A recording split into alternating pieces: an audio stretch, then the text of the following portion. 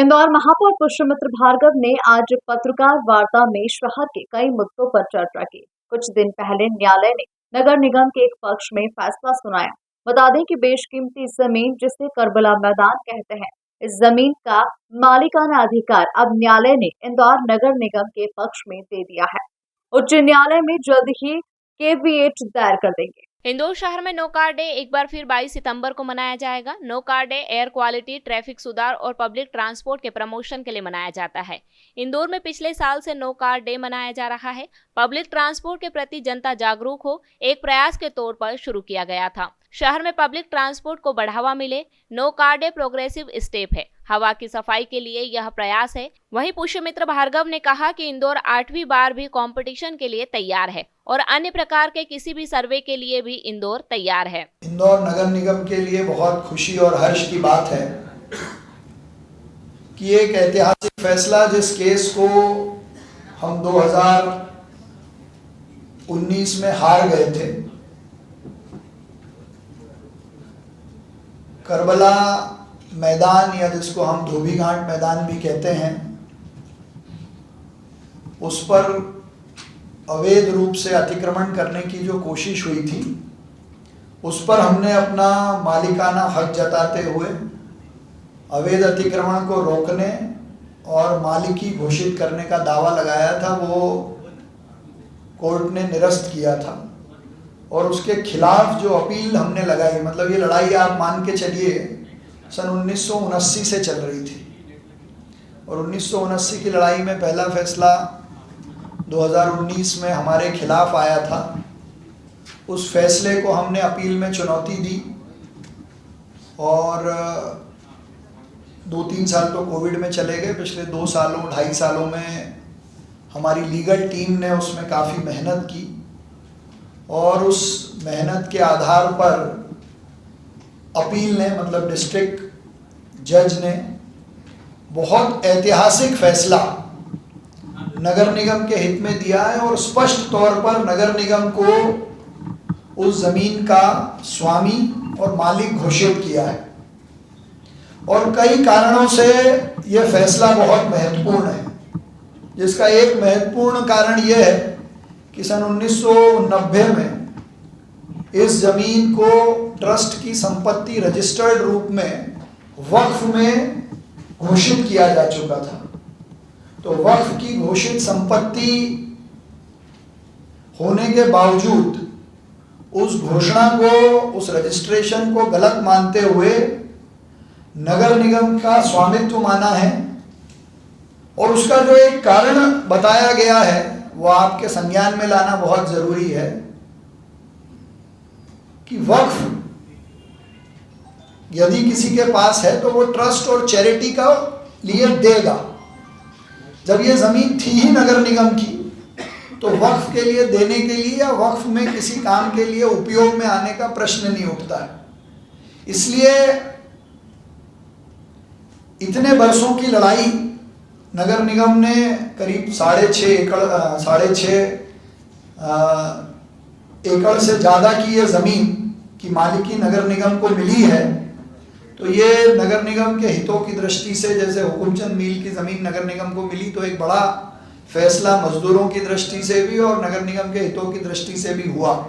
वैसे ही इंदौर के नगर निगम को प्रगति के लिए, ये प्रगति जो है इंदौर को आगे ले जाएगी, ये इंदौर की प्रगति का मैदान साबित होगा।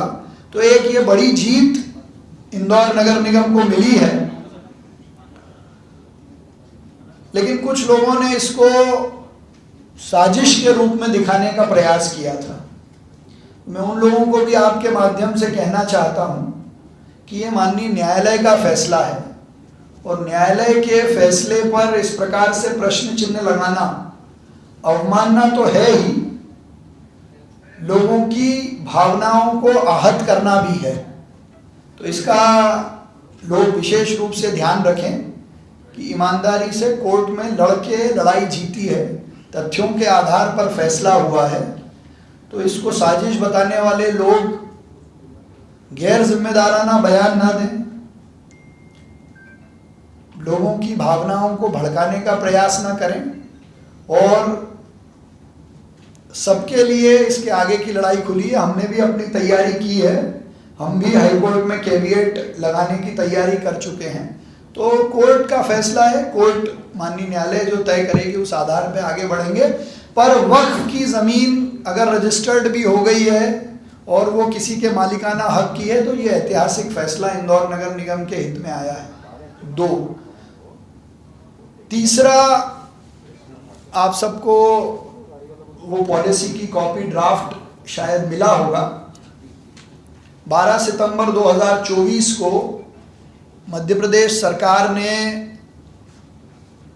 नगर निगम की बनाई हुई नीति, जिसको हमने परिषद में पास करके मध्य प्रदेश सरकार को अनुमति के लिए भेजा था, वो देश की पहली ऐसी नीति है जो जन भागीदारी से सीसीटीवी कैमरे लगाना, उनकी मॉनिटरिंग करना और उस आधार पर किसी नगरीय क्षेत्र की स्वच्छता, सुरक्षा, स्वास्थ्य और जन भागीदारी का मॉनिटरिंग का मॉडल है। इसलिए हम बहुत सामान्य शब्दों में इसको कह सकते हैं कि ये देश की पहली ऐसी सीसीटीवी सर्वेलेंस पॉलिसी है जो जन भागीदारी के मॉडल पर चलेगी। हैदराबाद ने ज़रूर इस तरह की एक पॉलिसी एक बार पहले बनाई थी, लेकिन वो पूरी प्राइवेट आधार पर थी। इसमें इस पॉलिसी में जन भागीदारी के आधार पर, जहां 100 लोगों से ज़्यादा का फुटफॉल हो, 1500 स्क्वायर फीट से ज़्यादा का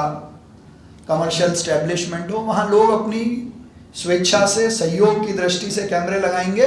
और आप लोग भी जानते हैं कि शहर में ज़्यादातर कॉलोनियों ने अपनी स्वेच्छा से एंट्री एग्जिट पे कैमरे लगाए हैं। बाज़ारों में लोगों ने अपने कैमरे पहले से ही लगा रखे हैं, लेकिन एक स्टैंडर्ड मेंटेन हो, उसकी फीड नगर निगम को और पुलिस प्रशासन को उपयोग के लिए मिले। जो लोग कैमरे नहीं लगाए उन पर कार्रवाई करने का पावर मिले। कैमरे लगाने के बाद उनको चालू नहीं रखें, उस पर कार्रवाई करने का पावर मिले।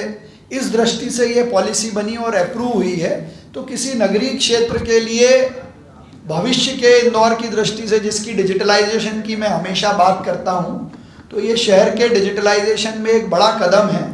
तो इसके लिए भी मैं मध्य प्रदेश के हमारे यशस्वी मुख्यमंत्री डॉक्टर मोहन यादव जी का बहुत धन्यवाद करना चाहता हूँ कि एक प्रोग्रेसिव स्टेप को, एक भविष्य के काम को, जिससे शहरों को अलग दृष्टि से देखा जाएगा और नागरिकों के लिए भी सुरक्षा की दृष्टि से, ट्रांसपेरेंसी की दृष्टि से एक बड़ा कदम होगा, उसको अनुमति देने का काम उन्होंने किया है। मैं उनको इंदौर नगर निगम की तरफ से, इंदौर के सभी नागरिकों की तरफ से धन्यवाद करता हूँ।